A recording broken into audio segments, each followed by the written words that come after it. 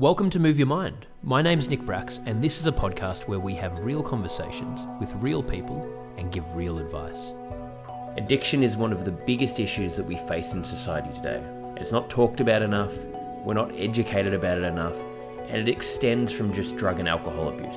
It could be addiction to work, to exercise, to eating. There's so many different angles it could take. In this episode, I sat down with Pam Gaslow, who is a comedian and a writer, amongst many other things, and she talked about her sobriety and how she got there and the issues that she overcame. She's designed catalogues for J.Crew, performed stand-up comedy, and has even worked as Henri Bendel's only female security guard. She's written several books covering topics such as her journey from a toxic marijuana addiction, and has performed at comedy clubs across the US, using candor, honesty, and wit to educate people about serious issues. The New York-born writer is also a contributor to the Huffington Post, the Good Men Project, the Times of Israel, and Newsbreak. She's also worked as a mixed media artist and once owned and designed children's clothing lines. If you'd like to check out the Move Your Mind community, you can find the links at moveyourmind.me, and you can order the Move Your Mind book by going to nickbracks.com/book. And we've also re-released Under Bracks to celebrate the 10-year anniversary. We're donating $1 from every pair to mental health. You can find the products at www.underbracks.com. Pam, thank you so much for making the time to come on my podcast, Move Your Mind. Good to have you here. Good to be here. To begin with, we just always ask the guests just to give a bit of a background on their story, how you sort of came to be where you are and what you're doing today. Do you mind just giving sort of a bit of an overview before we get into it? Okay, so I grew up in New York. I lived there my whole life until about 10 years ago. I've been in recovery for about 26 years, not sober, but I've been in recovery for 26 years. I got sober at 26, and I had a couple of big relapses, which I subsequently wrote about in my book that I assume we are going to discuss. And I've also struggled with depression. I know you have as well, and that's just very intertwined with, substance abuse for me. And, I'm a writer. I've written for many different publications. I've done stand-up comedy, and mostly, and now I live in Miami. I'm sober, and that's what I do, and I write. Wow. Yeah, no, I really found it fascinating, your story, and the fact that a lot of it, I guess, with the mental health, from what I saw, that have used comedy as an outlet as well, by the look of it, which I think is such a powerful thing. Have you found that it sort of informed, I guess, the mental health informed a lot of that and added to the comedy? It seems like that's a pretty common thing for a lot of comedians. Definitely. I think that there's humor in everything. And I think that just to get through life and to get through like the difficult times and all that, like you definitely need humor, or else you'll just, cry and fall apart. Excuse me. So I just kind of find the absurd in a lot of, situations, and like to talk about that. Yeah, definitely. I think it's sort of, and I think that's where the most entertainment comes from real life situations. A lot of that kind of stuff you can't sort of create. You can't come up with things that are as interesting or funny or entertaining as what actually happens in real life. Agreed. Yeah. Even in some of my old writing, people are like, oh, well, you have such a great imagination. I'm like, I didn't make that up. I mean, that really happened. Like, I can't make anything up like that. It's crazy. Yeah, exactly. And a lot of people probably wouldn't be able to imagine, or wouldn't know that you actually, went through half of these things that have happened. Totally. So you were saying you've been sober since you were 26. When did that all begin in terms of the addiction, and how bad did it get? What were you going through with that? When did it begin? I guess, it's hard to really say when it began and when it got out of control. But I think I always had that personality, and whether it came out in other areas like men, or, that was probably like before I got into like the alcohol, probably like, like obsessive relationships and things like that. And I drank and I smoked pot. I've never done any other drugs. I'm afraid of them. I'm afraid of alcohol. I'm afraid of like everything now because of where it took me. But so I never did any harder drugs than that, but it was enough. And I think everything started to get out of control, like right when I graduated high school, and which was a long time ago now. And I just felt so lost and sad, and I didn't want to grow up, and I didn't want to leave high school, and I felt so comfortable. And how does everyone know what they're doing and where they're going and what they want to, do with their lives? I have no idea.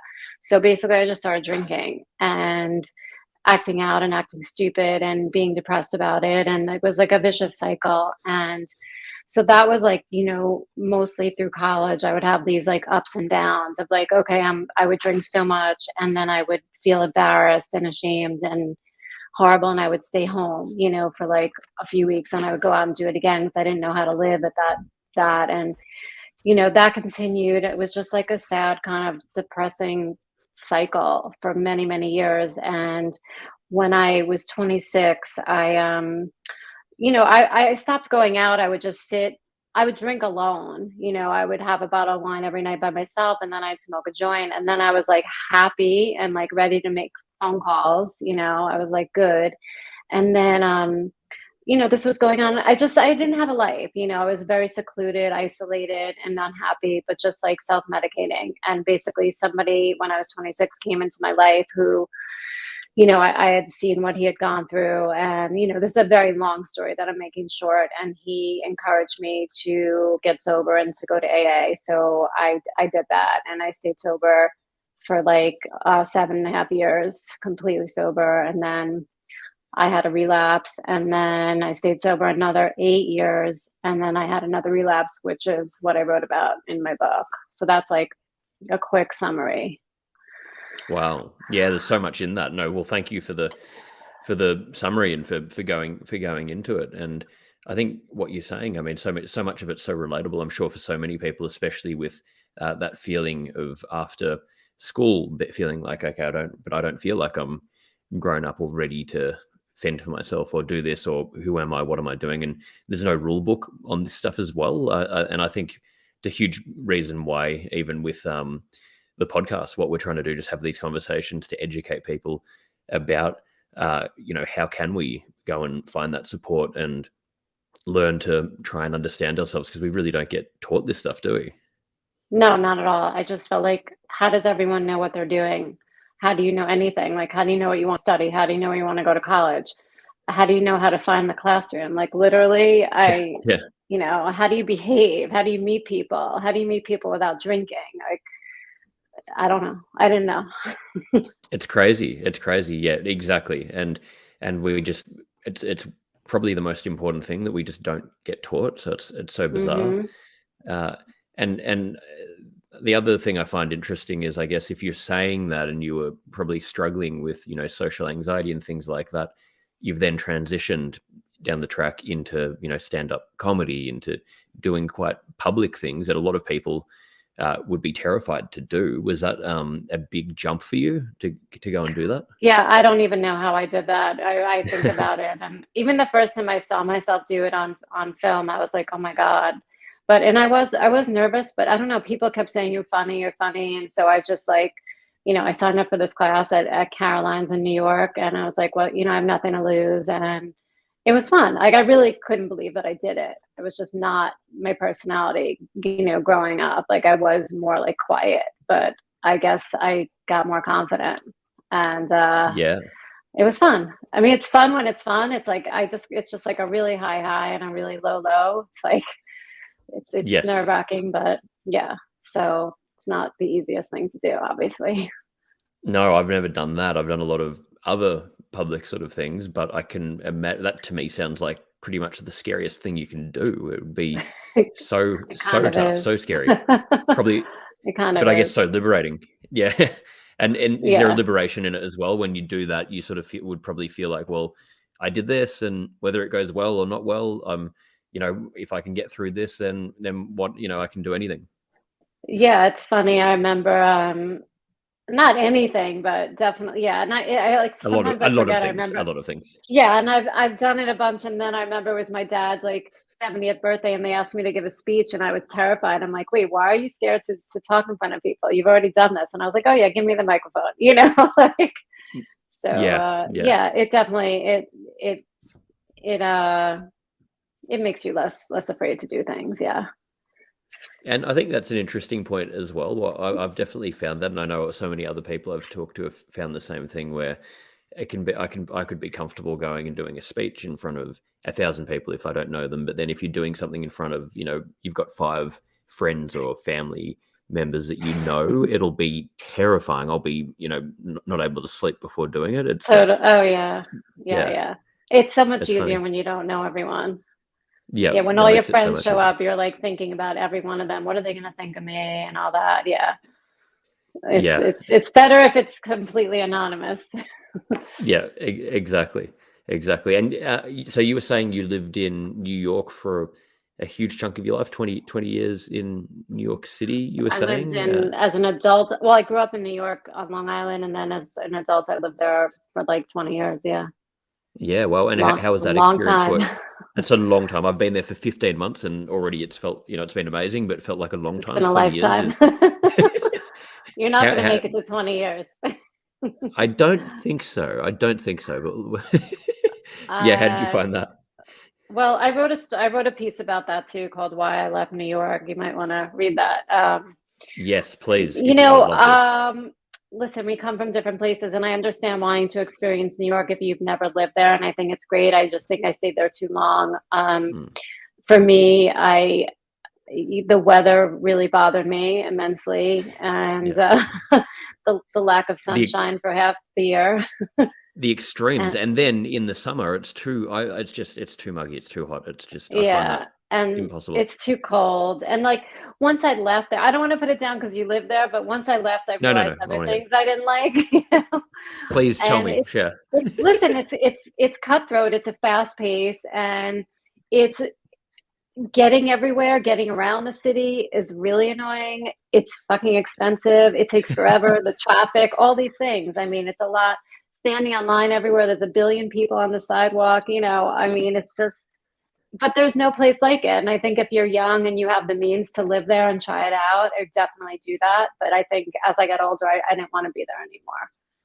No, absolutely. I think Yeah, I think it's a great experience to live there, but yeah, exactly like you're saying, I think it's sort of unnecessarily difficult in a lot of it's a ways lot. It's a lot. Yeah, it's a lot to deal when with. And you're in a rush and you don't know why. And everyone's like, rushing and not nice. And yeah, it's a lot. expensive and chaotic and yeah, exactly. And I guess from what I've seen as well, I'm interested if this happened to you. It seems like a lot of people sort of I don't really intend to stay there that long, but end up, I don't know, not being just years pass and you keep staying because you get sucked into that New York sort of Yeah. lifestyle and feeling of being, I guess, in that epicenter of the world. You almost, even when you want to, and it's interesting, so many people I've talked to, and I've felt this thing as well, where it's like, uh, I'm struggling. I want to leave, but I'm not going to because I'm in New York and I can't. And then you just keep sort of doing that. Completely. I mean, I fell victim to that also. I'm from there and grew up there. And like, it's like ingrained in you, like that you don't leave, and like, where are you going? And I remember Yeah, like when I exactly. moved to Florida, like I had a boyfriend that lived in New York and he's like, who lives in Florida? Like he literally said that to me. Now everybody does since the pandemic, like half of New It's York moved exactly. down here. But I'm like, yeah, it's really pretty here and it's clean and it's sunny and it's warm and people are nice. And I don't know, like those are big things. But Exactly. yeah, I did have that, like, oh, I can't leave New York. Like I'm a diehard New Yorker. This is the greatest city on earth. And you know what? It's a great city to visit, I think. I I don't think agree. it's, Yeah, yeah. I think it's a fantastic Uh, city to visit, and then you can go live somewhere like where you are now, and have a nice day to day lifestyle, and then go to New York for a weekend and get the right. most out of it. It's a quality of life thing. Exactly. And Okay, did you we find New agree. York can? Yeah, we're in agreement here. Don't worry. You're not. Yeah, I've thought about a lot of these things. Uh-huh. Did you find it was conducive to your career? Did it help a lot in that way, being in New York, or? Definitely. I think that, everyone in New York has a fire under their ass, and it's like Mhm, everything is about work and what you do. And mhm.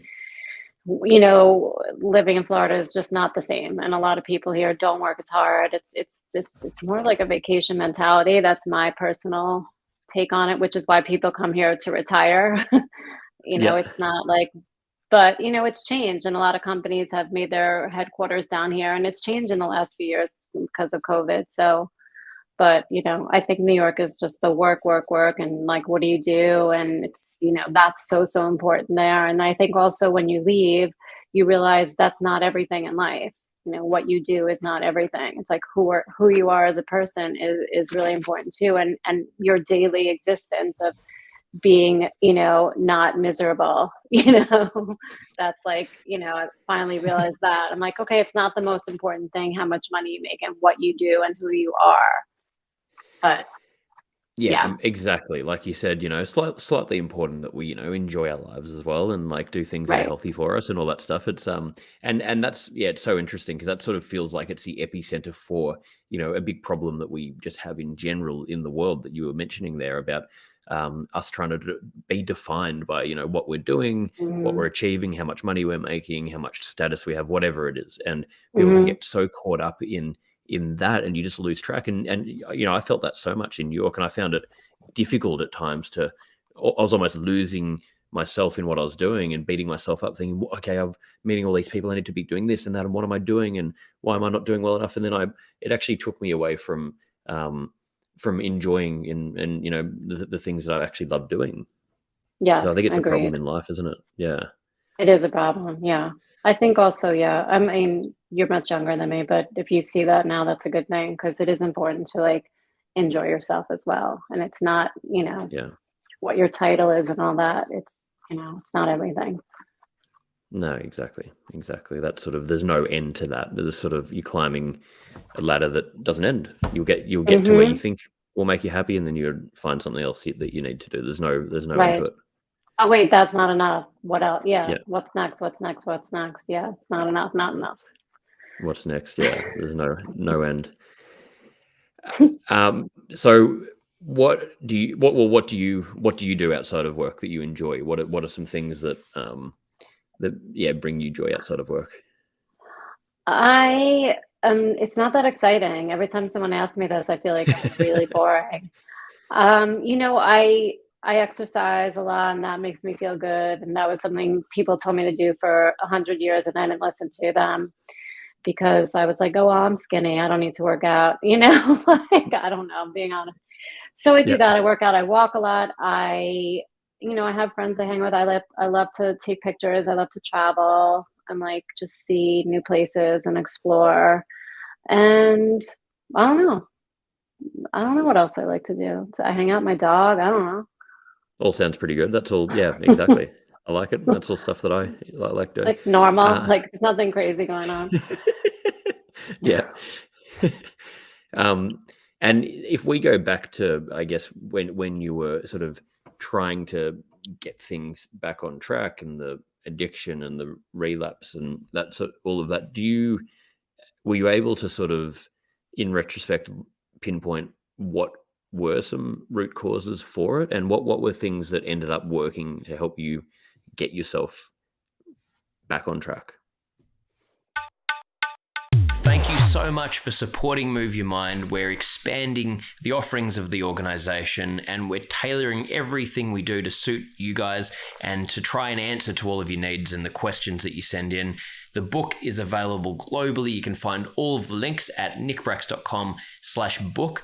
And we've just released the Move Your Mind community. We've currently got a men's community group, a women's community group, a general group. We're going to be loading up other groups, and you can find all of the links at moveyourmind.me. This group's been created based on the needs of what we've heard and learnt throughout running Move Your Mind. And we have live events, we've got courses, we've got huge amounts of value, the ability to share information, share ideas, work in groups together to grow and share your learnings, to learn about different topics. You get email reminders. There's a whole lot of features in there. We're constantly updating it, and we're so excited to share it with you. You can find all of the information about it at moveyourmind.me. Well, I went to rehab, which is, you mentioned my book, but the book I wrote is called Don't Bring Your Vibrator to Rehab. So Yes, which I uh, want to talk about. Yeah.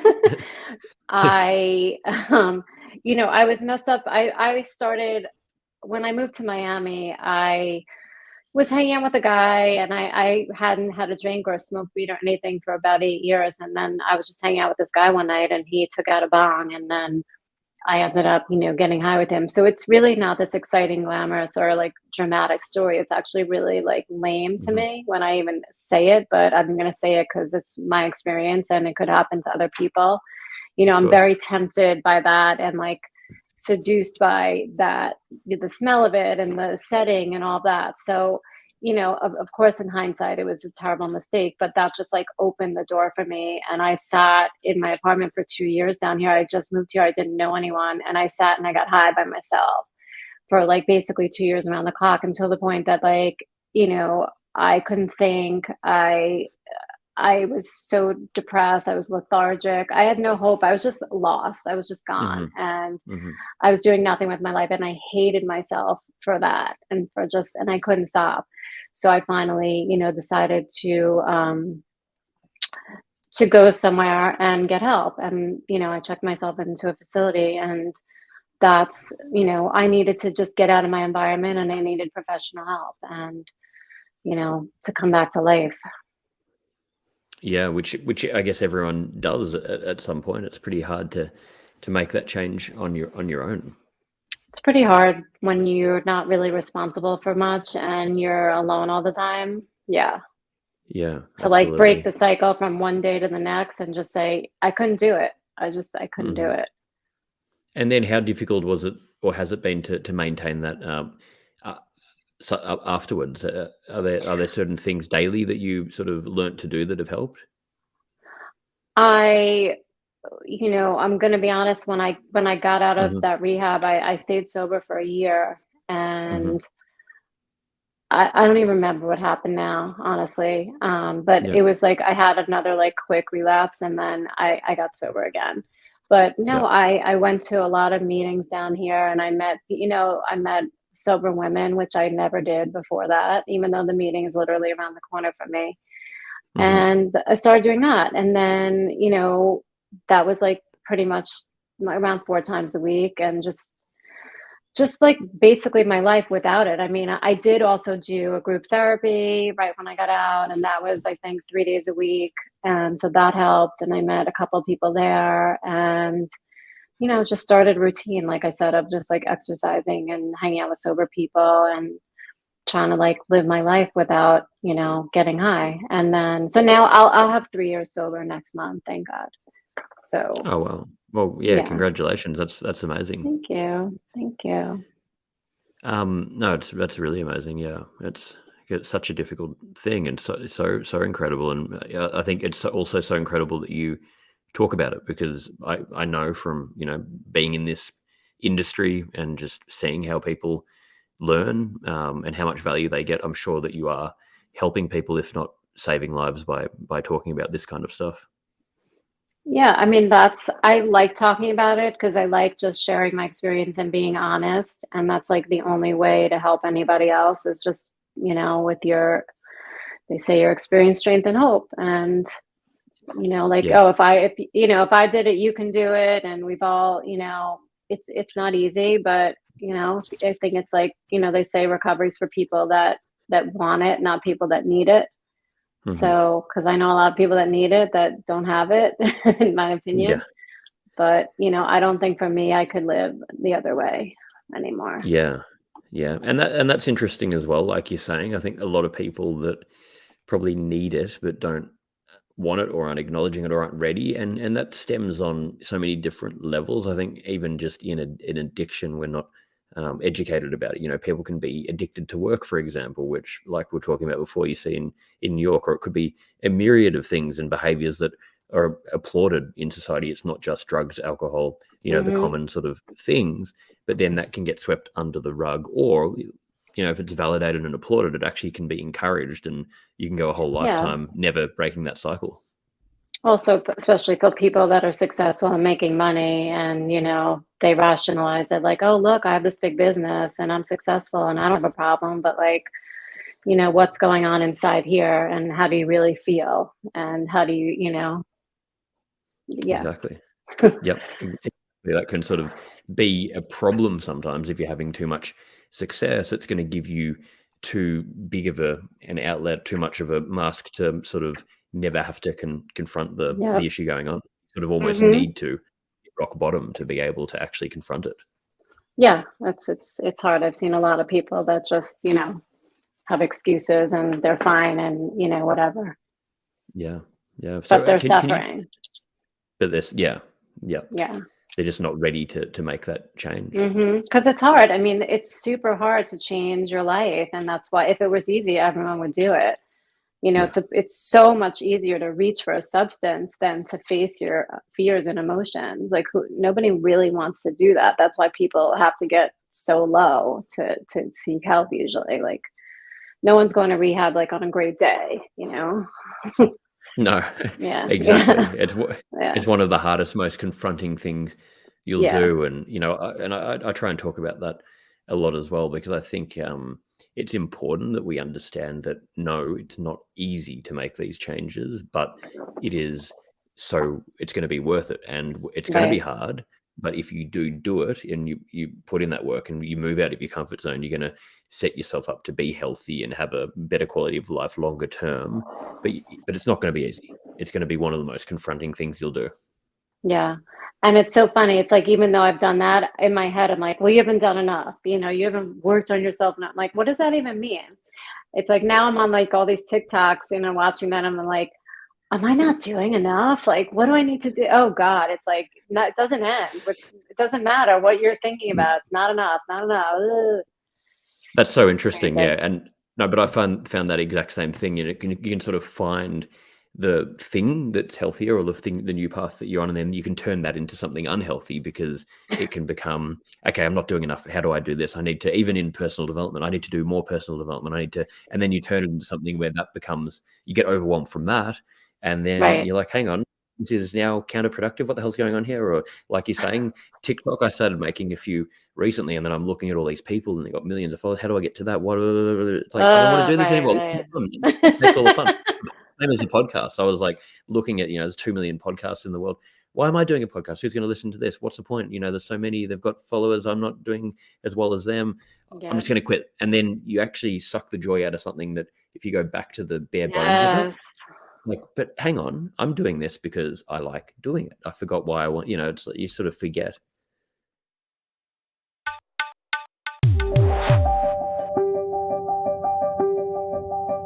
My name's Nick Bracks, and I'm a storyteller who has dedicated my entire adult life to creating positive conversations around mental health.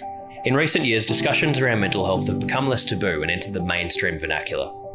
I've delivered over 1,000 mental health seminars around the globe, including several TED Talks, and I believe we all have a story to tell. In my book, Move Your Mind, I cover my story and stories from people that inspire me, as well as insights from world-leading mental health experts. This book will help you to learn how to recognise mental health issues before they become a problem. Use your personal challenges as motivators, take ownership of your well-being, and create new daily habits that increase happiness and reduce stress. Absolutely. Even when I wrote the book, I'm like, oh, you're going to write another book about recovery? Like, oh, how many people have done that? I mean, you could say it about anything on earth, and I'm like, yeah. Well, no one has the same voice as me. No one's telling me the exact same story. Maybe my story will resonate with someone that, someone else's story didn't. It doesn't really matter.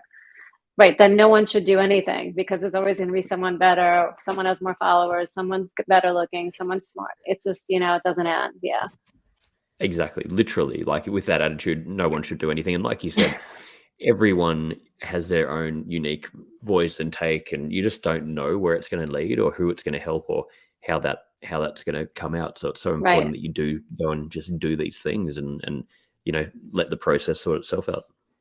But it's a struggle. Yeah. It all is. So can you tell me more about your book, and how was the process of doing that? I released one last year, and I've got so much respect for anyone who does that now, because I sort of saw how difficult that process is, and find it, super, super impressive to see people doing that. How can you tell me about that and the process? Well, I went to treatment knowing that I wanted to write about it. So I took notes while I was there. And, since I am a writer, I write everything down and everything, just always taking notes. So I didn't want to go, but I wanted to write about it if I was going to go. So, I took notes, I wrote it, and I just decided during COVID, I actually put it on the back burner because I'm like, well, it's not good enough. What am I going to do with it? How am I going to get it published? A million negative thoughts. And then I was just like, I'm just going to publish it myself because, if I wait for everyone else, I'll like be dead. So, I just made that decision and I found, people to work with and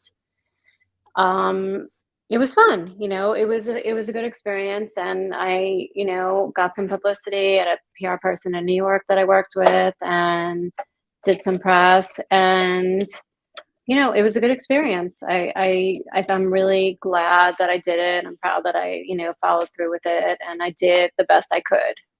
With what I have. So, I mean, I don't know what else you want to know about that, but. Yeah, no, I love that. And I love that, like you're saying, not sort of waiting for the perfect way for it to happen, just doing it because there is no perfect way with it. It's just getting it out there. Yeah. Otherwise, like you said, it literally, you would be sort of waiting forever if you don't have that attitude, if you sort of just wanting it to be perfect. Yeah. And I tried, I had agents years ago and I wrote other books and,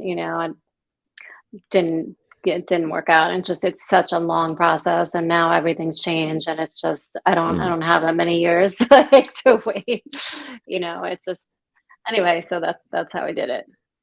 Yeah, well, we don't need to anymore. You can sort of the world's different now. We've got all the tools at our disposal to be like doing the podcast. I guess you can sort of just put this stuff out there yourself. You don't have to be waiting for permission or other, needing all of those systems to do it. You can do it yourself, which I think is great. It's empowering.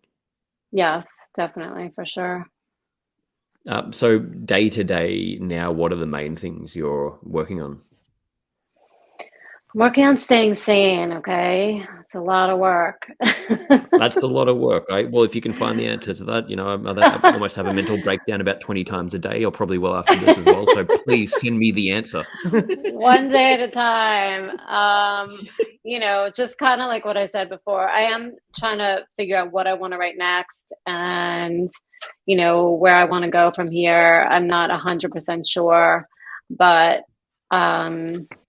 I just plan a bunch of trips for the summer and hang out with friends and maybe come to New York and meet you in person. Please. I have no idea. Yep. So, yeah. Exactly. Well, if you do, please and let staying me know. sober. And staying sober. That's pretty important. No matter what. Yeah, exactly. No matter what happens. Because nothing gets better. Nothing gets better if you use drugs and alcohol. I can just tell you that. You're bored, and I've shared, I've relapsed out of boredom, and it's not worth it. And find something to do. Only boring people get bored. I'm sure you've heard that. Yeah, totally. And I think, like you said, it's sort of we have this thing in your mind and this compulsion that no, if I do this or drugs, alcohol, relationships, whatever it is, that this is going to fill that void, but it never does. None of it. Whenever you've got that, never does. And that yuck feeling of that feeling of like urgency is never, I think that's always a sign of, okay, I've got to just almost stop and just take a step back because it just doesn't work. It's also like, it's also just literally hurting yourself. Yeah. Like nothing good. I mean, just what I've done to myself and what I've done to my body for what? And I start thinking about it logically. I'm like, you were high for 2 years. Like you didn't do anything. Like you just numbed your brain. Like, why are you on this earth? You know what I'm saying? Really got in there. And I was just like, you might as well not be alive because you're just obliterating your brain. So you don't have to think. And it doesn't work. Yeah. It didn't work for me. It's a 10-year anniversary of Under Bracks, and we've relaunched with the classic white pair. We've also got new styles coming out super soon. We're donating $1 from every pair to mental health, currently to 1 in 5. You can find all of this at www.underbracks.com. No, I don't think it really works. It's not in a sustainable way for anyone. I think it's sort of everything that happens in someone's life informs, the person you become and where you are, but you sort of wouldn't go back and do it again, or you learn that, it just definitely doesn't work. But and it's hard, and it takes some people longer, and it takes some people get it fast. And I literally thought when I got sober at 26, I was like, I'm never going to relapse. I'm going to be sober a million years, So it's just a warning that, that was pretty arrogant of me to think that. I don't know why I thought I was going to be so perfect, but, life showed me that I'm not. So it's all good. It's all you have is today. And, don't beat yourself up, and just, don't give up. Exactly. And I think you sort of have to have that attitude that it is going to be forever.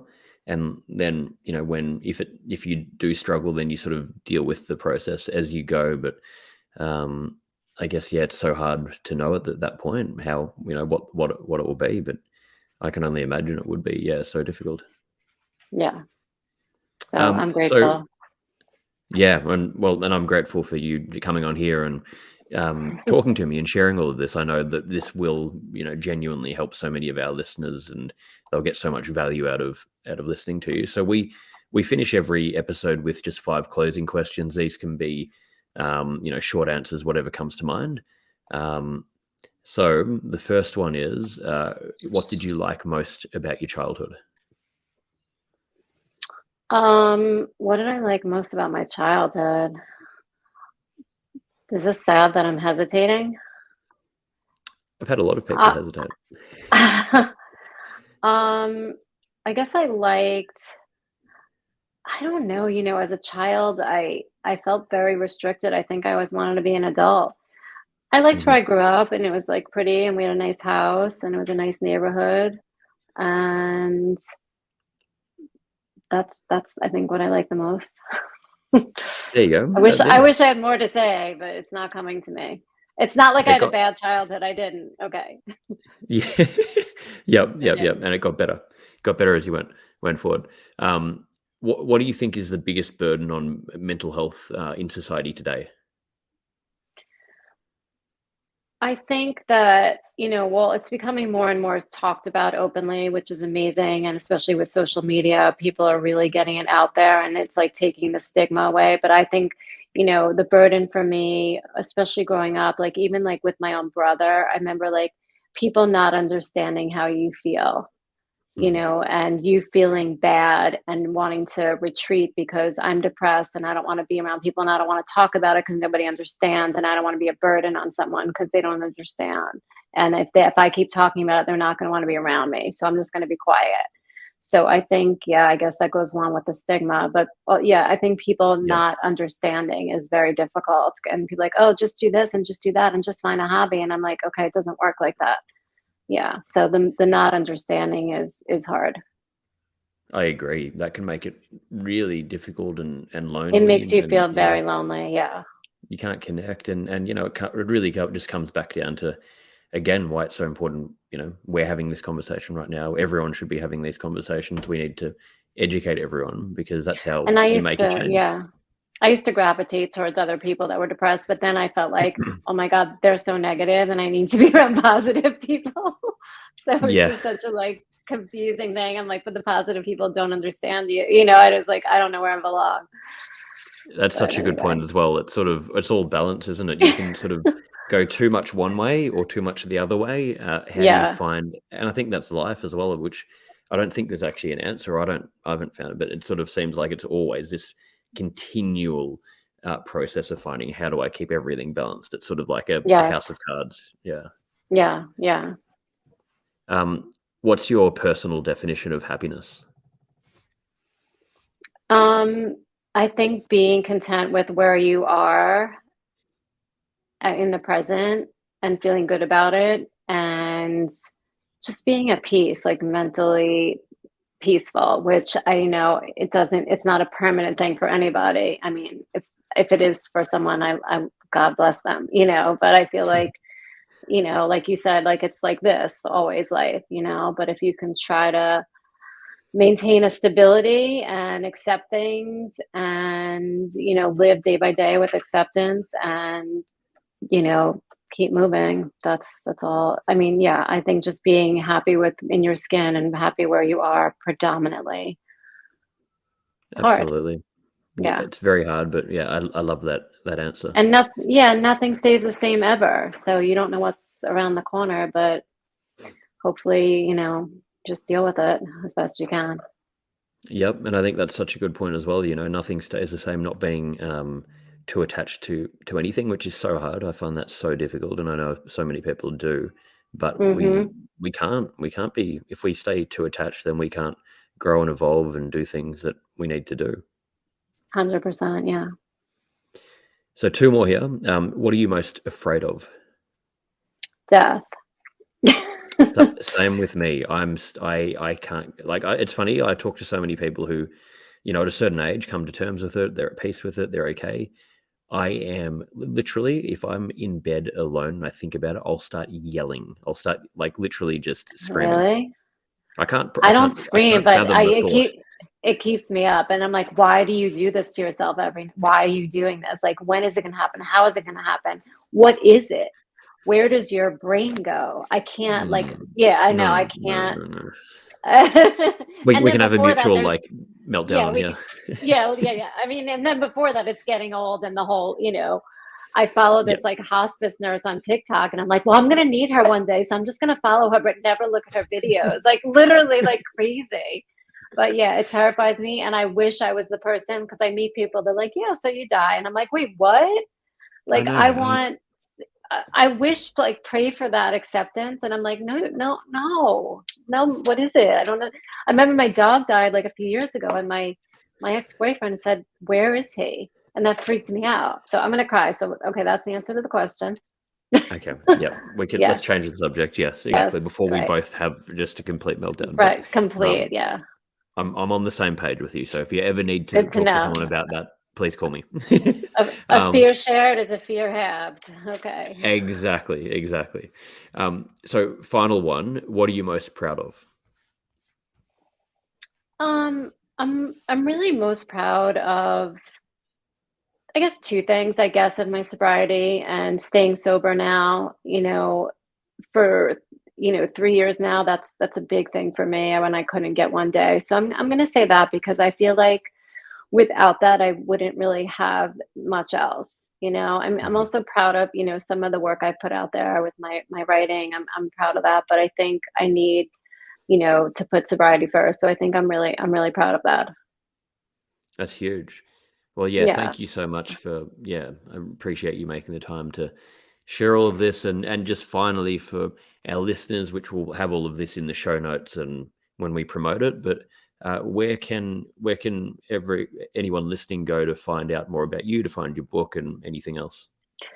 The book is called Don't Bring Your Vibrator to Rehab. It's available on Amazon, on iBooks, on Books, Barnes & Noble, and I have a website. There it is, pamgaslow.com, and you can find out more about the book, about me, and yeah, that's it. Amazing. So anyone listening, go to the website and find out more, and go buy the book. Thank you. But yeah, thank you again. Really appreciate it. Thank you. It was fun. Thanks to Pam Gaslow for joining me today for Move Your Mind. If you'd like to join the Move Your Mind community, you can go to moveyourmind.me and find the link, and you can find the Move Your Mind book at nickbracks.com/book. And we've also re-released Under Bracks. You can find all of the links at www.underbracks.com.